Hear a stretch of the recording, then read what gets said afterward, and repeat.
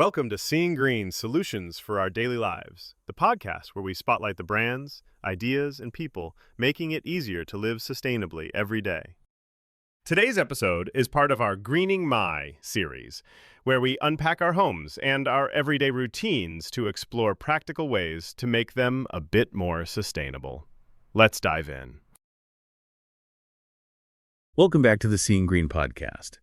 Today's episode, called Cheers to Gin, is part of the Greening My series, where we take different parts of our homes and daily lives and, explore them through a cleaner, greener living lens. Yeah, and this is the 13th episode in the Greening My series, following greening my bathroom, bedroom, closet, pet care, meal kits, happy hour, sneakers, laundry, kidswear, menswear, furniture, and adventure travel. Which is quite a list. And you can find these prior episodes wherever you get your podcasts or online at seeinggreen.eco. Right.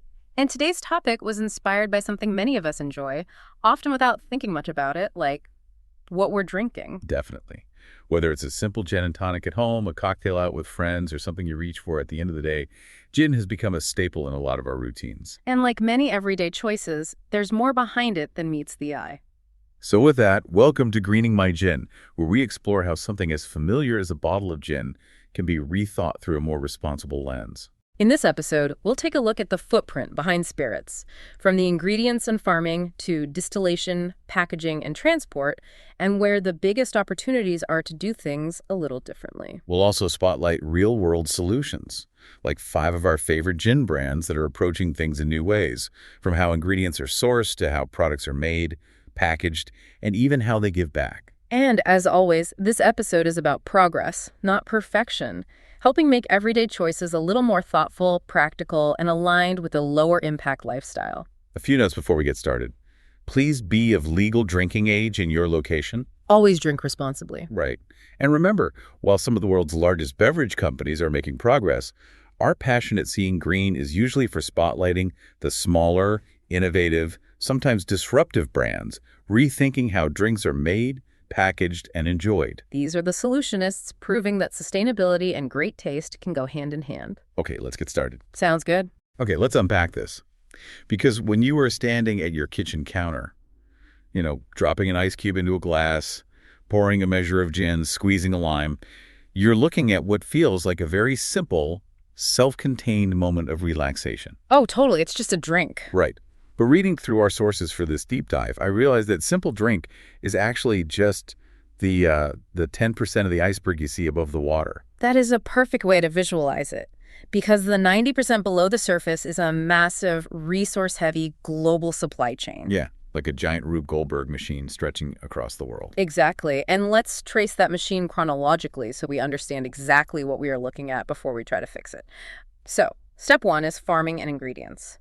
Most gins start with a base crop, usually a starchy grain like wheat or barley, plus botanicals like juniper. Which all has to grow somewhere. Right. And cultivating those crops at scale requires thousands of acres of land, immense amounts of water, and usually synthetic fossil fuel-based fertilizers. It's a lot of input. It is. And over time, that extracts nutrients from the earth, degrading soil health and causing agricultural runoff that disrupts local water systems. So the toll of the industrial agriculture alone is massive. Very much so. But then that harvested grain gets loaded onto trucks and taken to a distillery, where we hit step 2, which is production. Okay. And turning raw grain into a high-proof spirit is, well, it's an incredibly violent, energy-intensive chemical process. You need massive amounts of heat, usually powered by natural gas, to boil the green mash. Right. Boiling takes a ton of energy. And then you need a constant flow of cold water to cool the copper stills, to condense the alcohol vapor back into a liquid. Plus, you have intense chemical sanitation for all the equipment. I'm just picturing these giant, roaring copper stills burning through energy all day and night. So wait, let me jump in and challenge my own assumption here. Is it the heavy industrial farming of the grains or the intense constant heat of the distillation that's actually the biggest environmental culprit in this whole machine? This raises an important question, and the answer usually surprises people. Because while farming and distilling are incredibly resource-heavy, often the single biggest unseen carbon hit comes at the very end of the line: packaging and transport. Wait, the glass bottle. Exactly. The bottle. To manufacture traditional premium heavy glass bottles, you have to run furnaces at around 2,700 degrees Fahrenheit, usually burning fossil fuels. Wow. Yeah. And then you take a heavy liquid, put it in heavy glass, and load it onto cargo ships and diesel trucks to cross oceans and continents. Which adds so much weight. It does. The sheer physical weight of that logistics chain can generate more carbon emissions than the entire distilling process combined. So the vessel holding the liquid creates more atmospheric carbon than the actual creation of the liquid itself. That is wild. Often, yes, it really is. And because recycling infrastructure is, highly fragmented globally, a lot of those energy-intensive heavy bottles just end up buried in a landfill. Which is such a waste of all that embedded energy. It really is. But here is the crucial takeaway from our research. Because every single stage of this machine, from the seed to the still to the empty bottle, carries a massive footprint. It means every single one of those steps is ripe for innovation. Right, because the footprint is scattered everywhere, the solution can't be just one quick fix. Like a distillery can't just slap a green sticker on a traditional bottle and call it a day. No, definitely not. It requires rethinking the entire mechanism from the ground up. And here's where it gets really interesting. Our deep dive sources show us that distillers aren't just making minor tweaks. They are radically redesigning the chemistry and logistics of how gin is made, without sacrificing the craft or the flavor. What's fascinating here is what that holistic redesign actually looks like in practice. Because on the agricultural side, we are seeing distillers mandate regenerative farming from their suppliers. And just to clarify for everyone, regenerative farming isn't just like sticking an organic label on it. It means using techniques like planting cover crops and eliminating tilling so that the soil actually rebuilds its nutrient base and acts like a sponge for carbon and water, rather than just extracting from it until it's dead dirt. Precisely. It's about ecosystem health. They're also moving away from fossil fuels in production. Distilleries are transitioning to renewable energy grids like solar, wind, and biogas. Oh, that's huge. Yeah, and they're installing closed-loop systems, which means the cold water used to chill the stills is captured, and the heat it absorbs is recycled back to preheat the next batch of boiling mash. Nothing is wasted. And they are shrinking the physical footprint too, right? Creating a true sense of place by drastically shortening supply chains. Like if you source your botanicals from farmers a few miles away instead of flying them in from another continent, you slash transport emissions and directly stimulate the regional economy. Which naturally leads us to the final piece, packaging. We are finally seeing the industry reject the idea that heavier glass means a more premium product. Distillers are adopting significantly lighter glass, utilizing recycled aluminum, and even launching comprehensive take-back and refill programs so a bottle never has to be melted down in the first place. Okay, so now that we know what this redesign looks like under the hood, let's talk about how it actually tastes in your glass.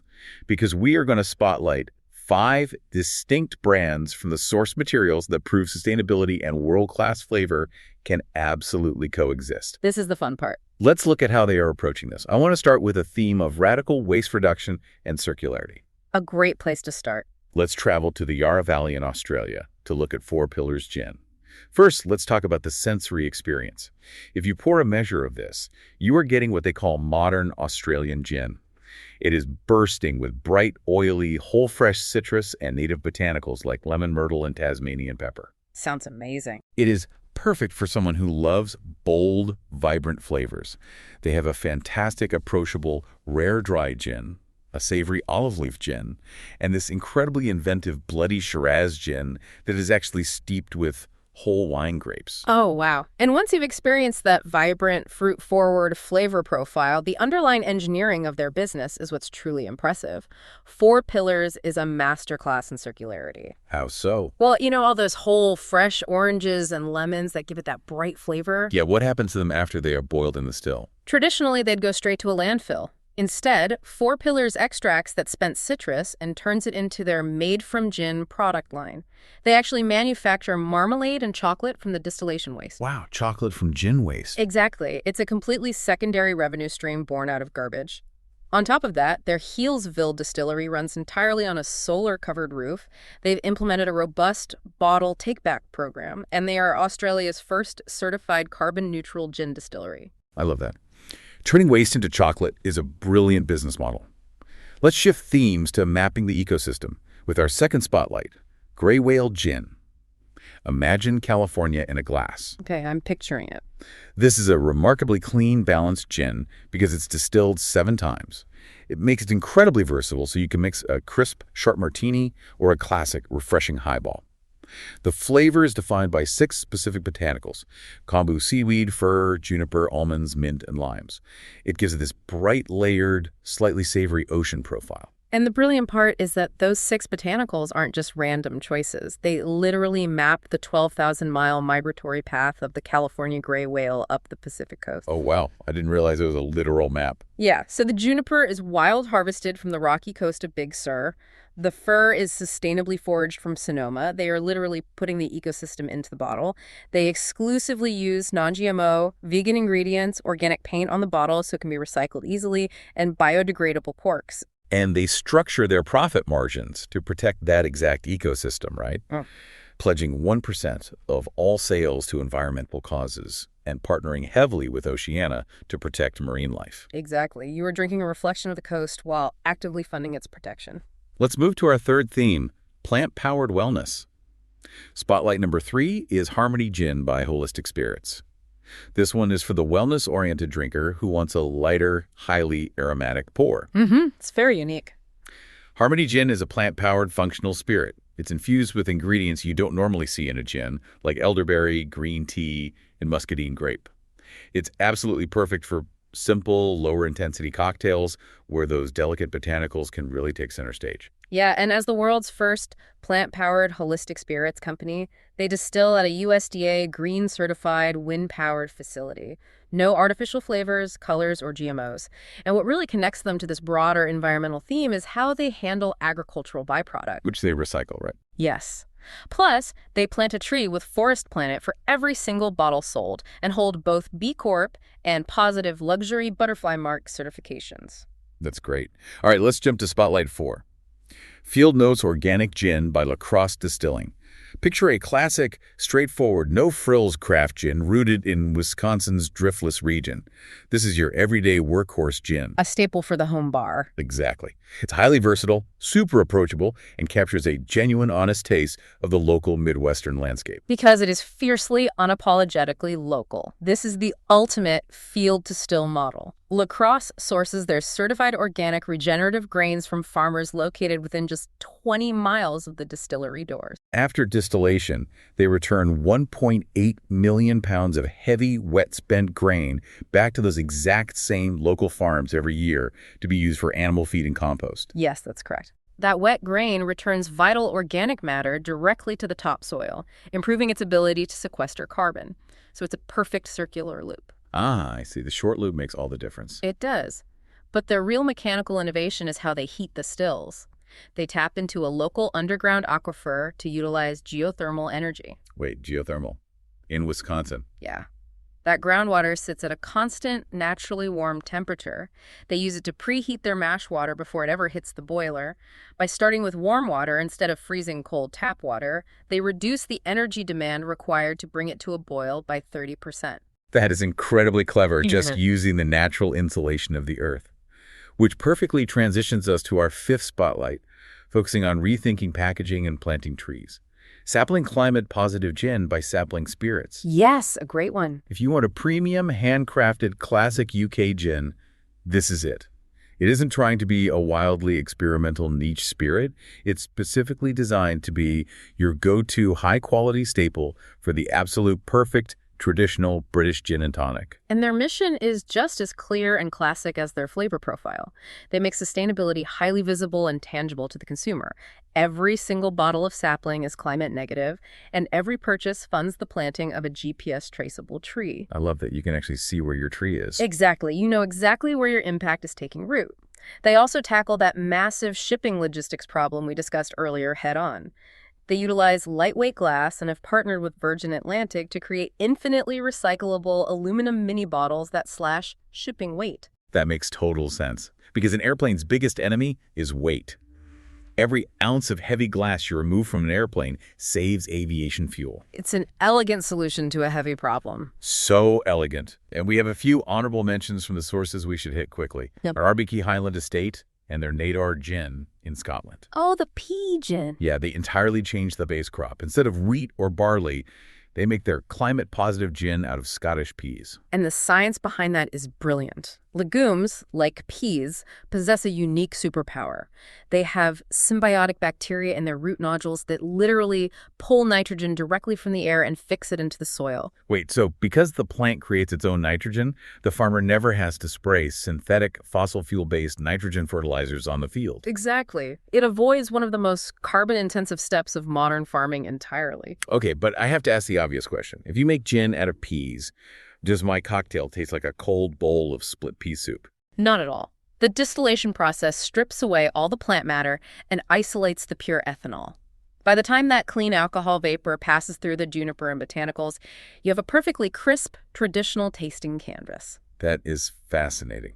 We also have Penrose Spirits in the UK, turning wonky surplus farm fruit into delicious gin, packaged in 100% recycled aluminum bottles, cutting their packaging carbon footprint by 91%. Incredible reduction. And Eller's Farm with their Y Gin. They are a B Corp, using 40% lighter brown glass bottles to protect flavor. Plus, they actively turn liquid distillation waste into a slow-release fertilizer called struvite. Yes, so they are literally mining their own wastewater for phosphorus and nitrogen to grow the next season's crops. Which is amazing. Mm-hmm. And finally, a Husqvarna distillery with Shin Gin in Ireland. An Irish distillery operating out of an old mill with completely zero energy emissions, just utilizing heat pumps and wind power. So many incredible approaches. So what does this all mean? After exploring all these global innovations, how do you actually apply this to your own home bar or next happy hour? Well, synthesizing the key takeaways from the sources, first, just realizing that even a simple drink has a massive global footprint, from farming all the way to the glass bottle. Yeah, and how a gin is made is literally just as crucial as how it tastes. Exactly. Also, there is no single right way to be green. As we've seen, brands are succeeding by focusing uniquely on climate, local sourcing, or waste reduction, depending on where they are. And packaging is a massive part of the story. Aluminum and lighter glass are really the future here. The point is, you don't have to give up your favorite cocktails. You just have to shift how you choose them. If we connect this to the bigger picture, we can break this down into 3 actionable tips for you, the listener. Tip number 1, try a new bottle. Step outside your comfort zone. Swap your default big name brand for one of the locally sourced or climate-focused solutionists we discussed today. Tip number 2, keep it simple. A classic gin and tonic requires fewer ingredients, which inherently means less packaging and less waste overall. Let the premium spirit shine. And tip number 3, be thoughtful with the whole setup. Zoom out. Look at your mixers, your garnishes, and how you recycle your bottles. A green happy hour is about the whole experience, not just the liquor. It really is all connected. It is. And before we sign off, I want to leave you with a final, lingering, provocative thought inspired by the deep dive today. We've seen how small, independent distilleries can successfully internalize the true cost of their carbon emissions, and they actually use that environmental responsibility to drive incredible innovation, flavor, and profitability. Right. So the question is, why shouldn't every major corporation in every sector be incentivized or required to adopt a similar model, one where planetary health directly ties to their bottom line? That is a brilliant point to end on. Interested in learning more about creating a greener, more sustainable home and daily life? Check out the other episodes of the Seeing Green podcast, both the Spotlight series and the Greening My series. And please subscribe while you are at it. You also can join the Seeing Green community by signing up for our new newsletter on the Seeing Green website, where you can see more trailblazers making significant strides in promoting eco-friendly living through innovative products, solutions, and practices online at www.seeinggreen.eco. And follow us at Seeing Green Eco across social media channels for all the latest tips and solutions. Instagram, YouTube, Facebook, Blue Sky, TikTok, LinkedIn, and Pinterest, with more than 1,600 pins now. Thank you for joining us for this episode of the Greening My series on the Seeing Green podcast. Until next time, keep seeing green.